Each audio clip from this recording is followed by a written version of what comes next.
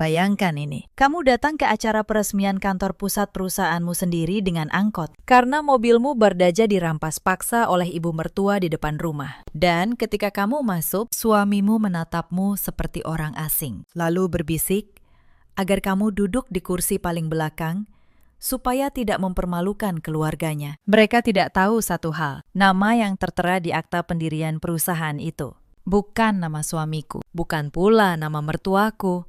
Itu namaku. Halo sahabat, selamat datang kembali di channel ini. Tempat kita berbagi kisah-kisah kehidupan yang menguras emosi sekaligus memberi pelajaran. Sebelum mulai, tolong tekan tombol like, subscribe, dan nyalakan loncengnya agar kamu tidak ketinggalan kisah berikutnya. Tulis juga nama dan kotamu di kolom komentar, supaya aku tahu dari mana saja kalian menyimak malam ini. Kisah kali ini akan terasa menyesakkan di awal, tapi percayalah, akhirnya akan sangat memuaskan. Mari kita mulai. Nama saya Anindya, 34 tahun. Saya bekerja sebagai auditor keuangan di sebuah firma di kawasan Sudirman. Sudah 10 tahun saya menekuni angka, laporan, dan jejak transaksi yang tidak pernah berbohong. Orang menyebut pekerjaan saya membosankan, tapi bagi saya, angka adalah satu-satunya hal di dunia ini yang tidak pernah pura-pura. Angka tidak bisa disuap dengan senyuman manis. Angka tidak bisa ditipu dengan kata-kata indah. Sebuah laporan keuangan, jika dibaca dengan jujur, akan selalu menunjukkan siapa yang sebenarnya berbohong. Pelajaran itu kelak menjadi senjata saya yang paling tajam. Saya menikah dengan Bramantio 6 tahun lalu. Waktu itu, dia hanya seorang staf pemasaran biasa dengan gaji pas-pasan. Saya tidak peduli. Saya jatuh cinta pada caranya bicara tentang mimpi, tentang membangun sesuatu dari nol. Saya percaya pada laki-laki itu. Maka, ketika ayah saya, seorang pengusaha yang merintis bisnis logistik dari sebuah ruko kecil di Bekasi, ingin memberi modal usaha, saya yang mengusulkan agar perusahaan baru itu dijalankan bersama suami saya, ayah saya, Pak Hartono. Bukan orang sembarangan, tapi beliau rendah hati. Beliau bilang, harta tidak ada artinya jika anak sendiri tidak bisa dipercaya menjaganya. Maka beliau menyusun semuanya dengan hati-hati. Model beliau yang kucurkan. Tapi struktur kepemilikannya beliau serahkan kepada saya untuk diatur. Dan saya, sebagai auditor, tahu persis bagaimana menyusun sesuatu agar aman. Perusahaan itu kami beri nama Wijaya Logistik. Dalam 3 tahun, perusahaan itu tumbuh pesat. Gudang kami bertambah dari 1 menjadi 7. Armada truk kami menembus jalur Jawa dan Sumatera. Bramantio duduk sebagai direktur utama. Wajahnya terpampang di majalah bisnis. Dan disitulah perlahan-lahan laki-laki yang dulu saya cintai mulai berubah menjadi orang yang tidak saya kenal. Semua bermula sejak ibunya, Bu Sukmawati, pindah ikut tinggal bersama kami di rumah kawasan Pondok Indah. Beliau datang dengan koper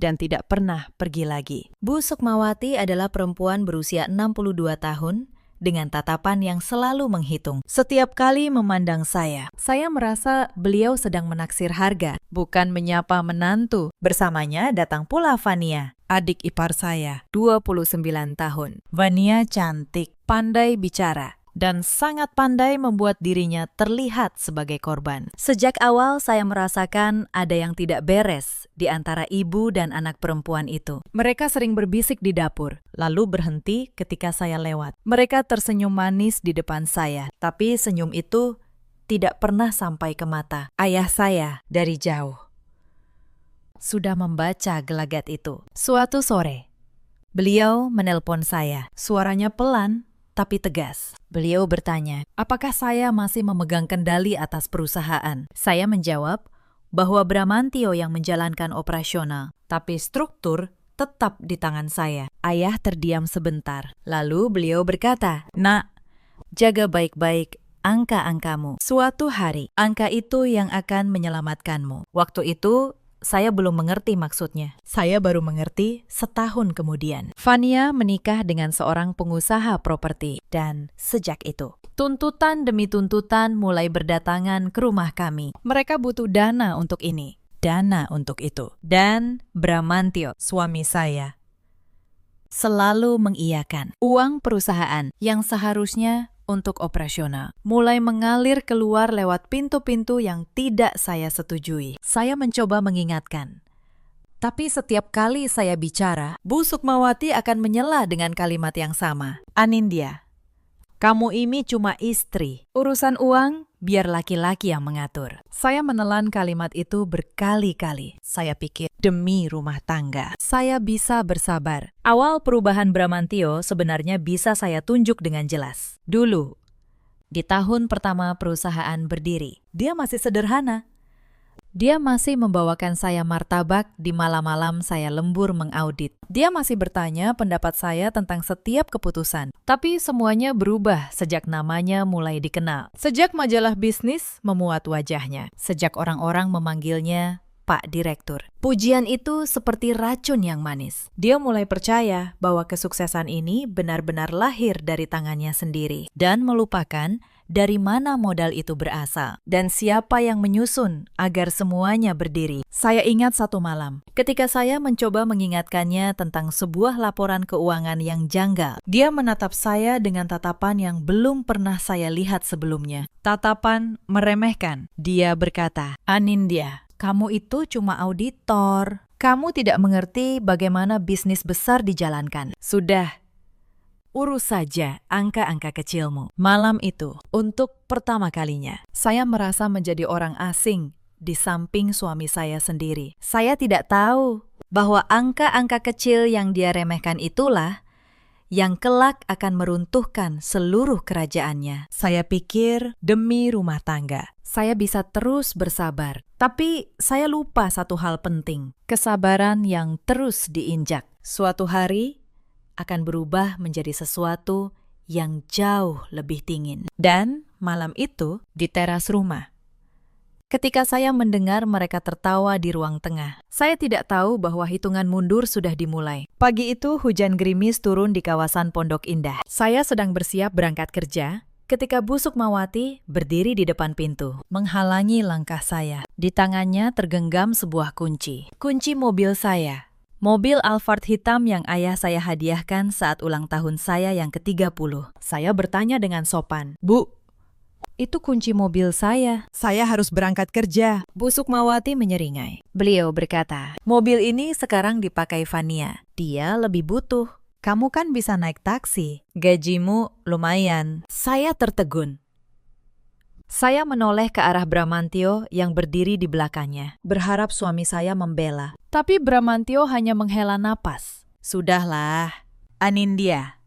Itu cuma mobil. Jangan bikin ribut pagi-pagi. Saya menatap suami saya lama sekali. Laki-laki yang dulu berjanji akan melindungi saya, kini berdiri di belakang ibunya, membiarkan saya dirampas di rumah saya sendiri. Saya tidak menjawab.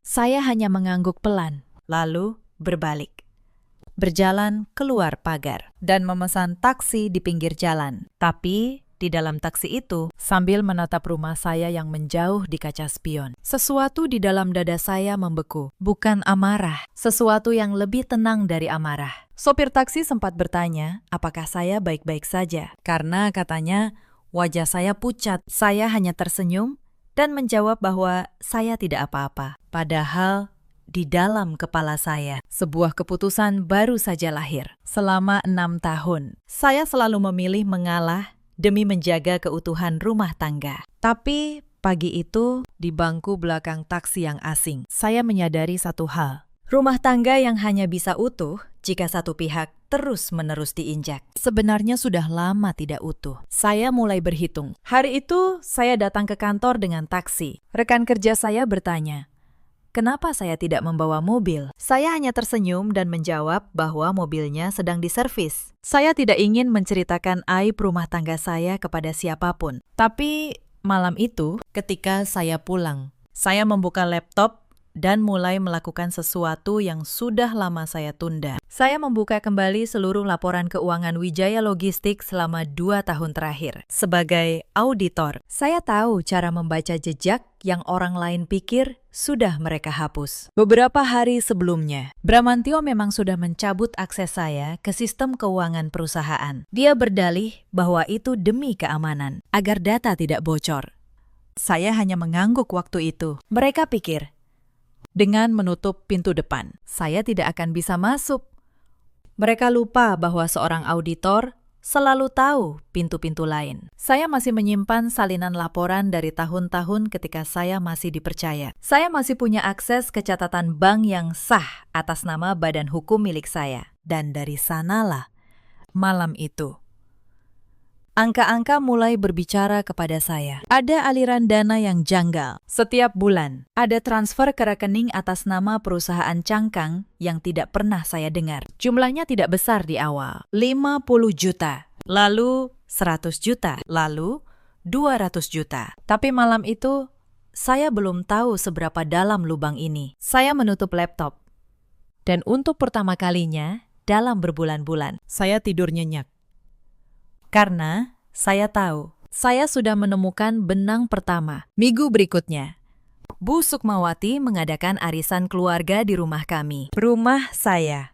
Tapi beliau memperlakukan saya seperti tamu. Ketika para tamu datang, beliau memperkenalkan Fania sebagai tuan rumah. Saya disuruh ke dapur, membantu pembantu menyiapkan hidangan. Salah satu tamu, seorang ibu parubaya, bertanya kepada Bu Sukmawati, siapa saya? Dan Bu Sukmawati menjawab dengan ringan, oh, itu istrinya Bram, anaknya orang kampung. Beruntung bisa masuk keluarga kami. Saya berdiri di ambang pintu dapur, mendengar semuanya. Tangan saya gemetar memegang nampan, tapi saya tidak menjatuhkannya. Saya hanya tersenyum. Mengantar teh itu, lalu kembali ke dapur. Malam itu saya menambahkan satu nama lagi ke dalam daftar di kepala saya. Penghinaan itu tidak berhenti di ruang tamu. Beberapa hari kemudian, ayah saya jatuh sakit dan harus dirawat. Saya meminta izin kepada Bramantio untuk menggunakan sebagian tabungan bersama kami guna membantu biaya rumah sakit. Tapi sebelum Bramantio menjawab, Bu Sukmawati sudah menyahut dari ruang sebelah. Untuk apa? Itu kan ayah kamu, urusan kamu sendiri. Uang di rumah ini untuk keluarga Bram, bukan untuk orang luar. Saya terdiam. Ayah saya, orang yang memberi modal seluruh perusahaan ini, disebut orang luar. Saya tidak membantah.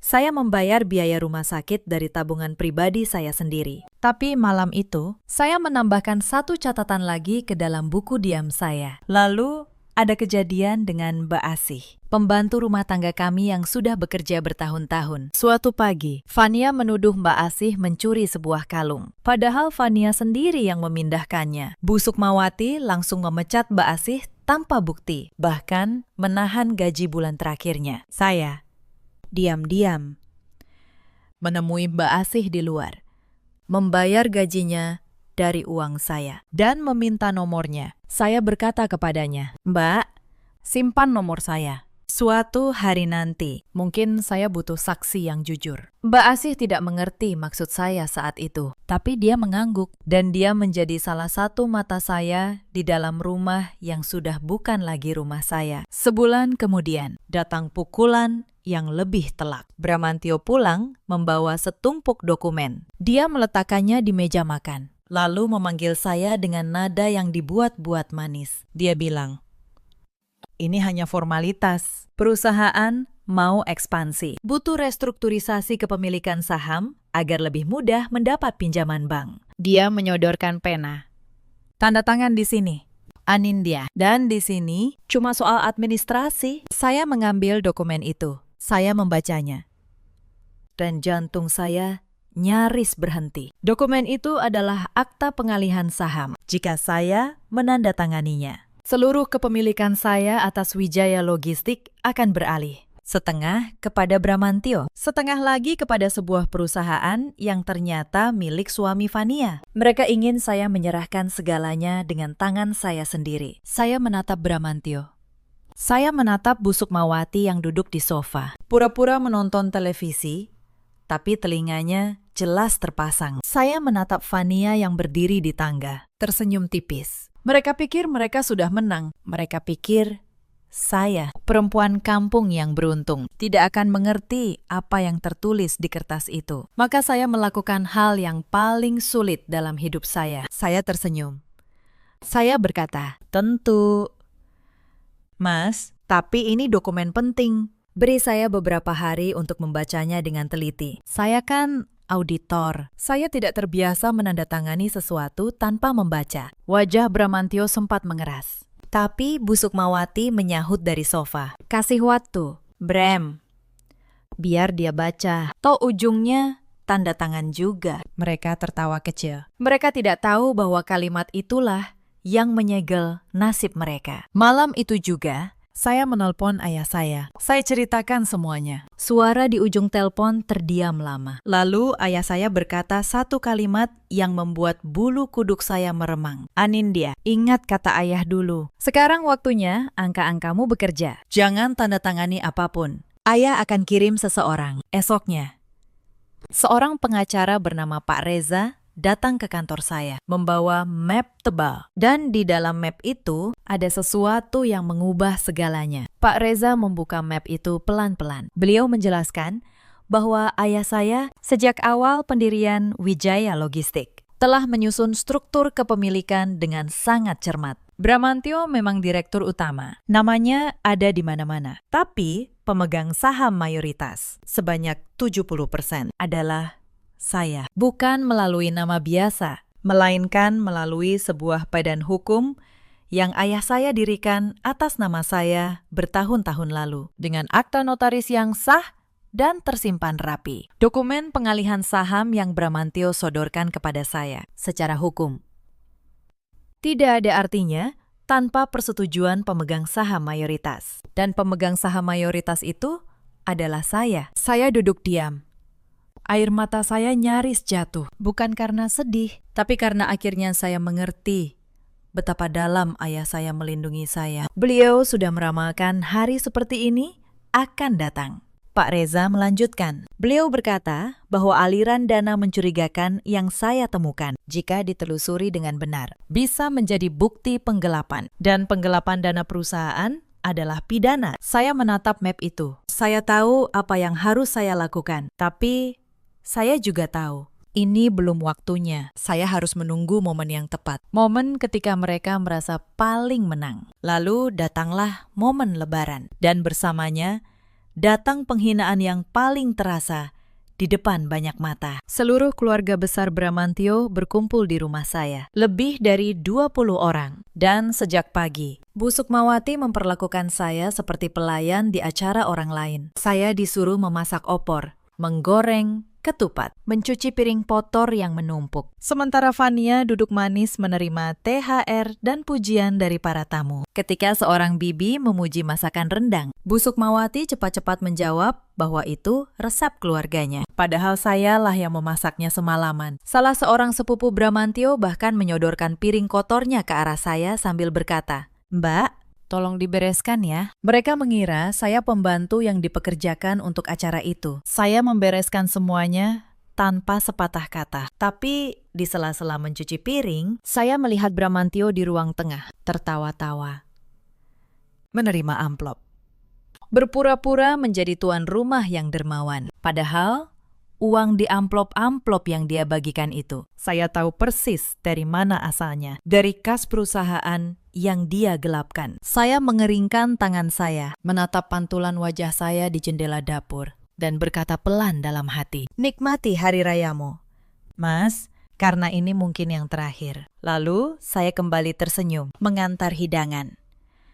Menjadi pelayan yang sempurna di rumah saya sendiri, sambil terus menghitung dalam diam. Beberapa hari setelah Lebaran, tim audit diam-diam menemukan sesuatu yang membuat saya nyaris kehilangan ketenangan. Bramantio, tanpa sepengetahuan saya, telah mencoba mengalihkan kepemilikan salah satu gudang utama perusahaan ke atas nama suami Fania melalui akta jual beli yang dipalsukan. Beruntung, Karena status kepemilikan saham yang sah ada di tangan saya. Transaksi itu belum bisa rampung tanpa persetujuan saya. Tapi upaya itu menunjukkan satu hal. Mereka tidak akan berhenti. Mereka akan terus menggerogoti sampai tidak ada yang tersisa. Dan saat itulah saya tahu, menunggu lebih lama hanya akan memberi mereka kesempatan menghancurkan lebih banyak. Waktunya hampir tiba. Selama 2 minggu berikutnya, saya berpura-pura ragu soal dokumen itu. Saya berpura-pura tunduk. Saya bahkan membiarkan Bu Sukmawati menyuruh saya ini dan itu tanpa membantah. Mereka semakin berani. Fania mulai memboyong barang-barang dari rumah saya ke rumahnya. Sebuah lukisan mahal.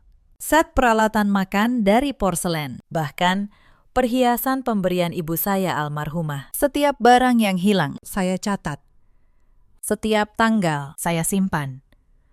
Karena seorang auditor tahu, bukti terbaik bukanlah amarah, melainkan dokumentasi. Sementara itu, di kantor, saya diam-diam meminta tim audit independen yang dikirim ayah saya untuk masuk.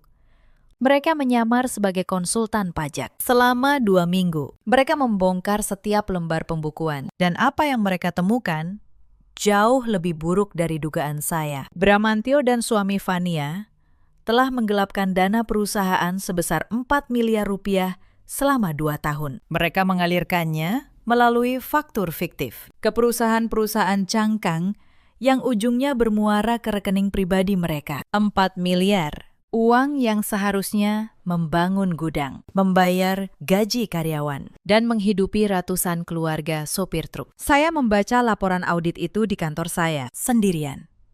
Jam 11 malam. Tangan saya tidak gemetar lagi. Saya merasakan sesuatu yang dingin dan tenang menyelimuti dada saya. Mereka telah merampas mobil saya. Mereka telah merampas martabat saya di depan tamu. Mereka mencoba merampas perusahaan saya. Dan kini, saya memegang bukti bahwa mereka adalah pencuri. Tapi, saya tidak akan meledak. Tidak. Saya akan menunggu panggung yang sempurna. Dan panggung itu ternyata sudah mereka siapkan sendiri untuk saya. Suatu hari, Bramantio mengadakan jamuan makan malam dengan beberapa mitra bisnisnya di sebuah restoran mewah. Saya diajak bukan untuk dihormati, tapi untuk dipamerkan.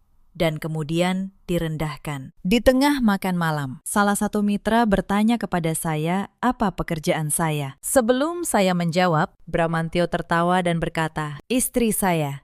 Dia cuma pegawai biasa, tukang hitung-hitung di kantoran. Untungnya, saya yang menanggung semuanya." Para mitra ikut tertawa. Saya hanya tersenyum dan menyesap teh saya. Di bawah meja, jemari saya mengetuk pelan. 1, 2, 3.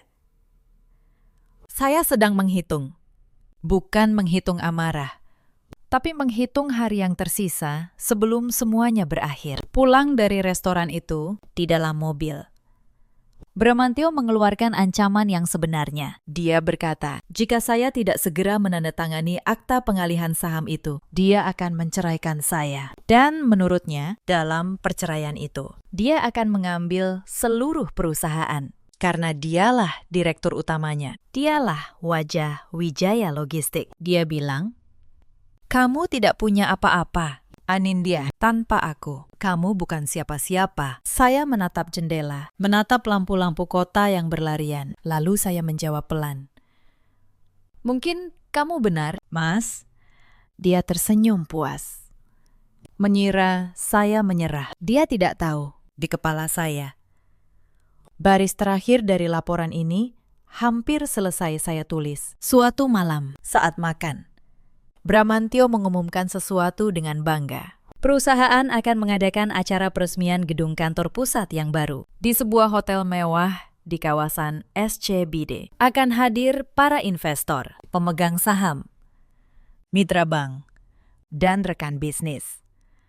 Acara itu akan menjadi penobatan Bramantio sebagai sosok di balik kesuksesan Wijaya Logistik. Bu Sukmawati bertepuk tangan girang. Fania langsung sibuk memikirkan gaun apa yang akan dia pakai. Dan saya di ujung meja, hanya menunduk menatap piring saya, menyembunyikan senyum yang nyaris tak terkendali. Karena saya tahu di acara itulah semuanya akan berakhir. Tapi mereka belum selesai mempermalukan saya. Justru menjelang hari peresmian, penghinaan itu mencapai puncaknya. Bu Sukmawati memanggil saya ke ruang tengah sehari sebelum acara. Beliau berkata dengan nada memerintah, "Anindya, besok kamu tidak usah tampil di depan. Kamu duduk saja di belakang. Biar Fania yang mendampingi Bram di panggung. Fania lebih pantas.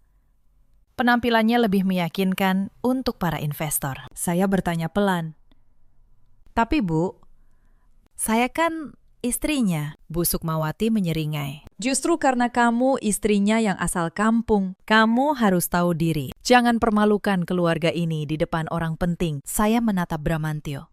Sekali lagi, untuk terakhir kalinya memberinya kesempatan. Tapi suami saya hanya berkata, "Ibu benar.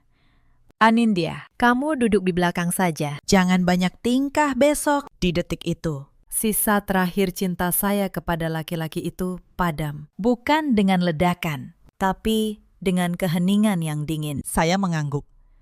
Saya berkata, "Baik, saya akan datang, dan saya akan duduk di tempat yang seharusnya." Mereka mengira saya menyerah. Mereka tidak tahu bahwa kalimat itu adalah ancaman, bukan kepasrahan.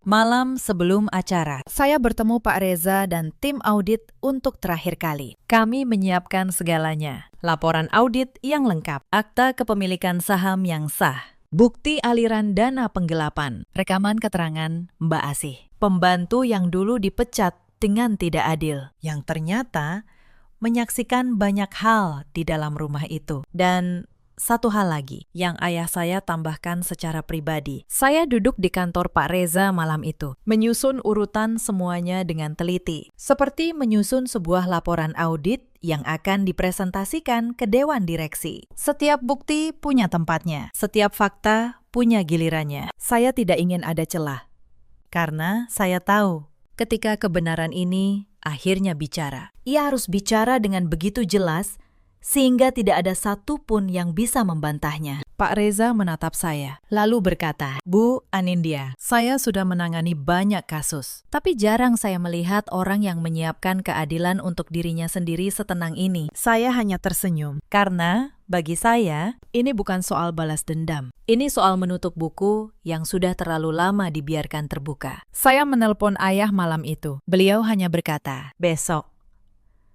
Ayah akan datang. Tunjukkan kepada mereka siapa kamu sebenarnya." "Nak, bukan dengan teriakan, tapi dengan angka." Saya menutup telepon, lalu menatap gaun sederhana yang sudah saya siapkan untuk besok. Bukan gaun mewah, hanya gaun hitam yang rapi. Karena besok bukan pakaian yang akan berbicara, melainkan kebenaran. Hari peresmian tiba. Pagi itu, sekali lagi, mereka mempermalukan saya. Ketika saya bersiap berangkat, saya mendapati mobil-mobil di garasi sudah penuh terisi. Bramantio berangkat lebih dulu dengan mobil sport barunya. Bu Sukmawati dan Fania berangkat bersama dengan mobil Alphard saya, yang kini mereka anggap milik mereka. Tidak ada satupun yang menawari saya tumpangan. Saya berdiri sendirian di depan rumah, dengan gaun hitam saya, menatap mereka pergi. Maka saya berjalan ke pinggir jalan. Saya menunggu. Lalu sebuah angkot tua berwarna biru lewat, dan saya menaikinya. Para penumpang menatap saya heran. Perempuan bergaun rapi naik angkot menuju hotel mewah. Saya tidak peduli. Saya duduk di bangku kayu yang keras itu, memegang erat tas berisi map dari Pak Reza, dan menatap jalanan kota yang ramai. Di dalam tas itu tersimpan akhir dari semua penderitaan saya. Sopir angkot bertanya, "Saya mau turun di mana?" Saya menjawab, "Di hotel di SCBD, Pakistan. Ada acara penting yang harus saya hadiri." Beliau mengangguk, tidak tahu bahwa penumpangnya pagi itu sedang menuju medan perang. Ketika saya tiba di lobi hotel yang megah itu, satpam sempat menahan saya. Mereka mengira saya salah masuk. Saya menyebutkan nama acara dan menunjukkan undangan. Mereka mengantar saya masuk dengan ragu. Di dalam Grand Ballroom, suasana sudah gemerlap. Lampu kristal berkilau. Musik orkestra mengalun lembut. Ratusan tamu penting berkumpul, mengenakan jas dan gaun mahal. Di panggung depan, Bramantio berdiri dengan dada membusung, dikelilingi Bu Sukmawati dan Fania. Menyalami para investor dengan gaya seorang raja. Seorang petugas acara menghampiri saya, mengecek nama saya di daftar tamu, lalu mengantar saya ke sebuah kursi. Bukan kursi VIP di depan, melainkan kursi di barisan paling belakang. Tempat yang biasanya disediakan untuk staf tambahan. Saya melihat Bramantio menatap saya dari kejauhan. Dia tidak menghampiri. Dia hanya memberi isyarat dengan dagunya. Menyuruh saya tetap di belakang. Bu Sukmawati melihat saya, lalu berbisik kepada Fania. Dan mereka berdua tertawa kecil sambil menutup mulut. Saya duduk. Saya melipat tangan di atas tas saya. Dan saya menunggu. Acara dimulai. Pembawa acara naik ke panggung, memuji pencapaian Wijaya Logistik. Bramantio diundang berpidato. Dia bercerita panjang lebar tentang bagaimana dia membangun perusahaan ini dari nol dengan kerja keras dan visinya sendiri. Dia tidak menyebut nama saya satu kali pun. Dia tidak menyebut nama ayah saya. Dia mengklaim semuanya sebagai miliknya. Para tamu bertepuk tangan. Bu Sukmawati menyeka air mata bangga. Fania merekam dengan ponselnya. Dan saya di barisan belakang, tetap diam, sambil menatap layar besar di belakang panggung. Lalu pembawa acara mengumumkan tamu kehormatan yang baru saja tiba. Pintu ballroom terbuka, dan masuklah ayah saya, Pak Hartono, dengan setelan jas sederhana, namun berwibawa. Didampingi Pak Reza dan dua orang yang saya kenal sebagai auditor senior. Seluruh ruangan terdiam. Beberapa investor lama langsung berdiri menyambut, karena mereka mengenali siapa Pak Hartono, sang perintis, yang namanya melegenda di dunia bisnis TIK. Bramantio di panggung tampak bingung sekaligus gugup. Dia tidak menyangka ayah mertuanya akan datang. Pak Hartono berjalan tenang menuju panggung. Beliau menyalami Bramantio dengan senyum yang dingin. Lalu beliau meminta izin kepada pembawa acara untuk menyampaikan beberapa patah kata. Tidak ada yang berani menolak. Beliau berdiri di podium, menatap seluruh ruangan. Lalu matanya berhenti sejenak di barisan paling belakang, tempat saya duduk. Beliau tersenyum tipis kepada saya. Lalu, beliau mulai bicara. Bapak dan Ibu yang terhormat, kata Pak Hartono, saya membangun bisnis ini dari sebuah ruko kecil 30 tahun lalu. Dan hari ini, saya datang bukan untuk merayakan. Saya datang untuk meluruskan sebuah kebohongan. Suasana ballroom berubah. Bisik-bisik mulai terdengar. Bramantio mendekat, mencoba menyela. Ayah, mungkin sebaiknya kita bicara di belakang. Tapi Pak Hartono mengangkat tangan, dan Bramantio terdiam. Tidak. Bramantio, apa yang akan saya katakan harus didengar oleh semua orang yang ada di ruangan ini, karena mereka semua adalah pemegang saham, investor, dan mitra. Mereka berhak tahu kebenaran. Beliau memberi isyarat, dan layar besar di belakang panggung berubah. Yang muncul bukan lagi foto megah Bramantio, melainkan sebuah dokumen, akta kepemilikan saham Wijaya Logistik. Dan di sana, dengan huruf yang jelas, terbaca oleh seluruh ruangan, tertera nama pemegang saham mayoritas. Bukan Bramantio, bukan Bu Sukmawati, melainkan nama saya, Anindya. 70%. Ruangan itu meledak dalam bisik-bisik. Bramantio menatap layar dengan wajah pucat pasi. Bu Sukmawati berdiri dari kursinya. Mulutnya terbuka, tapi tidak ada suara yang keluar. Fania menjatuhkan ponselnya, dan Pak Hartono melanjutkan. Suaranya menggema ke seluruh ballroom. Perusahaan ini sejak awal adalah milik anak saya, Anindya. Saya yang memberi modal, tapi saya yang menyusun agar kepemilikannya aman di tangannya. Dan selama ini, dia membiarkan suaminya memimpin, karena dia percaya pada pernikahannya. Sampai kepercayaan itu dikhianati. Lalu Pak Hartono menoleh ke arah saya. Beliau berkata dengan lembut, Anindya, nak, naiklah ke depan. Tempatmu bukan di belakang. Tempatmu di sini. Seluruh ruangan menoleh ke barisan paling belakang. Ratusan pasang mata tertuju kepada saya. Perempuan bergaun hitam sederhana yang tadi mereka pikir hanya staf tambahan. Saya berdiri. Saya menggenggam tas saya. Lalu saya berjalan perlahan, dengan kepala tegak, menyusuri lorong di tengah ballroom, melewati Bu Sukmawati yang gemetar, melewati Fania yang pucat, menuju panggung. Saya naik ke podium. Saya menatap ratusan tamu itu. Lalu, saya menatap Bramantio. suami saya, yang kini berdiri dengan lutut nyaris gemetar. Saya tidak berteriak, suara saya tenang, jelas, dan dingin seperti angka-angka yang selama ini menemani saya. "Selamat malam, Bapak dan Ibu sekalian," kata saya. "Nama saya Anindya, saya seorang auditor, dan malam ini izinkan saya mempersembahkan sebuah laporan keuangan." Layar di belakang berganti lagi. Kali ini yang muncul adalah grafik aliran dana, faktur-faktur fiktif, nama perusahaan, cangkang, dan jumlah yang membuat seluruh ruangan terkesiap. Saya berkata, selama 2 tahun terakhir, dana perusahaan ini telah digelapkan sebesar 4 miliar rupiah. Dialirkan melalui faktur palsu ke perusahaan-perusahaan fiktif yang bermuara ke rekening pribadi Direktur Utama, Bramantyo, dan suami dari adik iparnya. Uang ini, Bapak dan Ibu, adalah uang yang seharusnya membayar gaji ratusan supir truk kita. Saya menunjuk ke layar, satu persatu. Saya menjelaskan setiap angka dengan ketenangan seorang auditor yang sedang mempresentasikan laporan tahunan. Tanggal transaksi, nomor faktur, nama penerima, semuanya cocok, semuanya runtut, semuanya tidak bisa dibantah. Saya bahkan menampilkan rekaman rapat internal, di mana Bramantyo dengan terang-terangan memerintahkan stafnya membuat faktur tanpa barang. Para investor membaca layar itu dengan wajah yang berubah dari kagum menjadi muak. Mereka menyadari sosok visioner yang baru saja mereka beri tepuk tangan ternyata hanyalah seorang pencuri yang pandai berakting. Ballroom itu pecah. Para investor berdiri. Para pemegang saham saling berteriak. Seorang direktur senior menatap Bramantyo dengan wajah penuh jijik. Bramantyo melangkah maju. Suaranya bergetar. "Anindya, ini tidak benar. Kamu salah membaca data." Tapi saya memotongnya dengan tenang. "Saya auditor." "Mas, saya tidak pernah salah membaca angka. Angka tidak pernah berbohong. Yang berbohong adalah orang-orang yang mengira saya terlalu bodoh untuk membacanya." Bu Sukmawati maju ke depan. Wajahnya merah padam. Beliau berteriak, "Kamu menantu durhaka. Beraninya kamu mempermalukan keluarga ini di depan umum." Saya menatap beliau dengan tenang. Saya berkata, "Mempermalukan, Bu.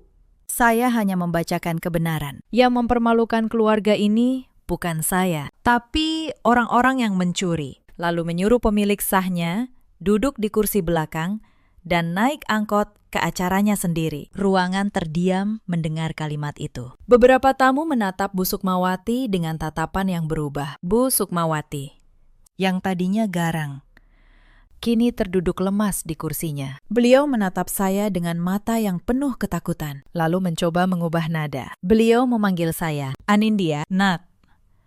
Ibu kan mertua kamu. Kita keluarga. Tolong, jangan teruskan ini. Ibu, mohon." Suara beliau bergetar, mencoba memainkan kartu terakhir. Kartu yang dulu selalu beliau injak-injak. Kartu bernama keluarga. Saya menatap beliau dengan tenang. Saya berkata, "Bu, saya juga dulu menganggap kita keluarga. Saya memanggil ibu setiap pagi. Saya merawat ibu. Tapi setiap kali saya menyebut kata keluarga, ibu menjawab dengan kata pembantu. Sekarang, saya hanya mengembalikan apa yang sudah ibu ajarkan kepada saya, bahwa di rumah ini yang berlaku bukan perasaan, tapi kebenaran." Bu Sukmawati menunduk. Tidak ada lagi kata yang bisa beliau ucapkan. Para tamu yang menyaksikan adegan itu terdiam. Beberapa ibu-ibu menatap Bu Sukmawati dengan tatapan yang dulu mungkin penuh hormat, kini berubah menjadi iba bercampur kecewa. Inilah harga dari kesombongan yang dipupuk bertahun-tahun. Ketika topeng akhirnya terlepas, tidak ada satupun yang tersisa untuk dibanggakan. Saat itulah pintu ballroom kembali terbuka. Masuklah beberapa orang berseragam. Mereka dari kepolisian, didampingi petugas dari lembaga yang mengurus tindak pidana keuangan. Ternyata Ayah saya dan Pak Reza telah melaporkan kasus penggelapan ini secara resmi, lengkap dengan bukti audit. Beberapa hari sebelumnya, acara peresmian ini, tanpa Bramantyo sadari, telah menjadi tempat penangkapannya. Para petugas berjalan menuju panggung. Salah satu dari mereka berkata, "Saudara Bramantyo, Anda kami amankan terkait dugaan tindak pidana penggelapan dana perusahaan." Bramantyo mundur. Wajahnya kehilangan seluruh warna. "Tidak. Tunggu, ini salah paham." Dia menatap saya, lalu menatap ibunya, lalu menatap para investor yang kini memalingkan wajah darinya. Para petugas memegang lengannya. Dia berteriak, "Anindya, kamu tidak bisa melakukan ini. Aku suamimu." Saya menatapnya untuk terakhir kalinya. Saya berkata pelan, "Kamu berhenti menjadi suami saya di hari kamu membiarkan ibumu merampas mobil saya dan menyuruh saya duduk di belakang. Saya hanya menyelesaikan apa yang kalian mulai." Busukmawati menjerit, mencoba meraih lengan anaknya, tapi para petugas menahannya. Fania berlari ke arah pintu, mencoba kabur. Tapi ternyata suaminya juga sudah menunggu di luar dalam pengamanan petugas yang lain. Karena namanya pun tercantum dalam aliran dana itu. Dalam hitungan menit, kerajaan kebohongan yang mereka bangun di atas tipu daya runtuh di depan ratusan orang. Dan saya berdiri di panggung, menyaksikan semuanya, tanpa setetes pun air mata. Sebelum para petugas membawa Fania keluar, dia menatap saya dengan mata penuh kebencian. Dia mendesis, "Kamu pikir kamu menang? Kamu hanya beruntung punya ayah kaya." Saya mendekatinya. Saya berkata dengan tenang, agar hanya dia yang mendengar. "Tidak, Banya, saya tidak beruntung. Saya hanya sabar. Selama 2 tahun, kalian mengira diam saya adalah kebodohan. Padahal saya sedang mencatat setiap kesalahan kalian. Kesabaran yang kalian anggap kelemahan. Ternyata jebakan yang paling rapi." Fania membuang muka, tapi saya tahu kalimat itu akan menemaninya di setiap malam yang panjang. Di antara para tamu, ada seorang investor senior yang sejak tadi mengamati saya. Beliau mendekat, menjabat tangan saya dengan erat, dan berkata bahwa beliau bangga melihat bagaimana saya menangani semua ini, tanpa emosi yang meledak-ledak, tanpa drama, hanya dengan fakta. Beliau berkata, dengan pemimpin seperti saya, beliau bersedia menambah investasinya satu persatu. Para pemegang saham lain mengangguk setuju. Di tengah reruntuhan kebohongan Bramantyo, kepercayaan baru justru tumbuh untuk saya. Dan saya menyadari panggung yang mereka siapkan untuk mempermalukan saya telah berubah menjadi panggung kelahiran saya yang sebenarnya. Setelah para petugas membawa mereka, ballroom itu hening sejenak. Lalu, satu persatu, para tamu mulai bertepuk tangan. Bukan untuk Bramantyo, tapi untuk saya. Para pemegang saham menghampiri saya, menjabat tangan saya, menyatakan dukungan mereka agar saya mengambil alih kepemimpinan perusahaan. Ayah saya berdiri di samping saya, merangkul bahu saya dengan bangga. Beliau berbisik, "Sudah ayah bilang, nak, angka-angkamu yang menyelamatkanmu." Saya menyandarkan kepala di bahu ayah saya, dan untuk pertama kalinya dalam 2 tahun, saya merasa bisa bernapas dengan lega. Beberapa minggu kemudian, proses hukum berjalan. Bramantyo dan suami Fania ditetapkan sebagai tersangka. Aset-aset mereka dibekukan untuk mengganti kerugian perusahaan. Mobil Alphard saya yang sempat dirampas kembali ke tangan saya, meski jujur saja, saya tidak lagi peduli pada mobil itu. Yang saya pedulikan adalah ratusan karyawan yang gajinya kini aman, dan perusahaan yang kini saya pimpin dengan tangan saya sendiri. Salah satu hal pertama yang saya lakukan setelah mengambil alih perusahaan adalah memanggil kembali Mbak Asih, perempuan jujur yang dulu dipecat dengan tuduhan palsu. Saya menawarinya pekerjaan kembali, kali ini bukan sebagai pembantu, melainkan sebagai pengurus rumah tangga kantor dengan gaji yang layak dan dihormati. Mbak Asih menangis ketika saya menyampaikannya. Dia berkata, "Bu, saya tidak menyangka kebaikan kecil saya dulu dibalas sebesar ini." Saya menggenggam tangannya. Saya berkata, "Mbak, orang yang jujur saat dunia tidak melihat, pantas dihargai saat dunia akhirnya melihat." Karena saya percaya, sebagaimana kejahatan selalu meninggalkan jejak. Kebaikan pun selalu menemukan jalannya untuk kembali. Para karyawan, para sopir truk yang dulu hampir kehilangan mata pencaharian, kini menatap saya bukan dengan rasa kasihan, tapi dengan rasa hormat. Mereka tahu perempuan yang dulu disuruh duduk di belakang dan naik angkot ke acaranya sendiri adalah orang yang menyelamatkan periuk nasi keluarga mereka. Dan bagi saya, tepuk tangan dari mereka jauh lebih berharga daripada semua tepuk tangan di ballroom mewah itu. Bu Sukmawati yang tidak terlibat langsung dalam penggelapan lolos dari jerat hukum. Tapi beliau kehilangan segalanya. Rumah mewah tempat beliau menumpang kini menjadi milik saya sepenuhnya, dan beliau harus kembali ke kampung. Fania bercerai dengan suaminya yang dipenjara, dan kehilangan gaya hidup mewah yang selama ini dia banggakan. Suatu hari, beberapa bulan kemudian, Bu Sukmawati menelepon saya. Suaranya tidak lagi memerintah. Beliau memohon, meminta bantuan keuangan, mengaku menyesal. Saya mendengarkan dengan tenang. Lalu, saya berkata, "Bu, dulu saya hanya minta dihargai sebagai menantu, tapi yang ibu beri hanya hinaan. Sekarang saya doakan ibu sehat, tapi rumah ini dan hidup saya sudah tidak ada tempat lagi untuk orang yang menganggap saya pembantu." Lalu saya menutup telepon dengan pelan. Setahun berlalu sejak malam itu. Wijaya Logistik kini berdiri lebih kokoh dari sebelumnya. Saya memimpinnya bukan dengan teriakan, tapi dengan angka, dengan transparansi, dan dengan rasa hormat kepada setiap karyawan. Gudang kami bertambah. Para sopir truk yang dulu hampir tidak menerima gaji, kini bisa menyekolahkan anak-anak mereka. Saya membangun sistem audit internal yang ketat, agar tidak ada lagi yang bisa mencuri dari kerja keras orang banyak. Ayah saya, yang kesehatannya berangsur pulih, sering datang ke kantor,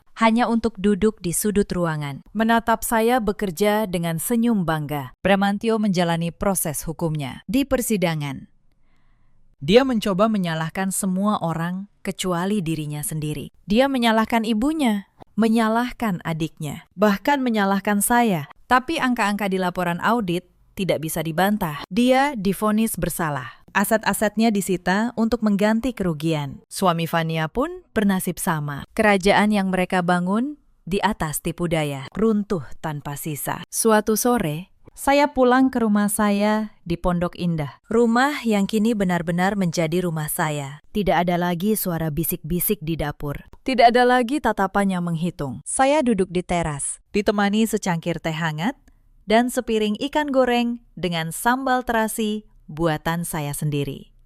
Sederhana, tapi terasa lebih nikmat daripada semua jamuan mewah yang pernah saya hadiri. Untuk pertama kalinya dalam bertahun-tahun, saya merasakan kedamaian. Bukan kedamaian orang yang menang, tapi kedamaian orang yang akhirnya bebas. Sahabat, cerita ini mengajarkan kita sesuatu yang penting. Jangan pernah meremehkan seseorang hanya karena dia memilih untuk diam. Diam bukan berarti lemah. Kadang, diam adalah cara orang yang kuat mengumpulkan kebenaran sebelum membiarkan kebenaran itu bicara sendiri. Dan jangan pernah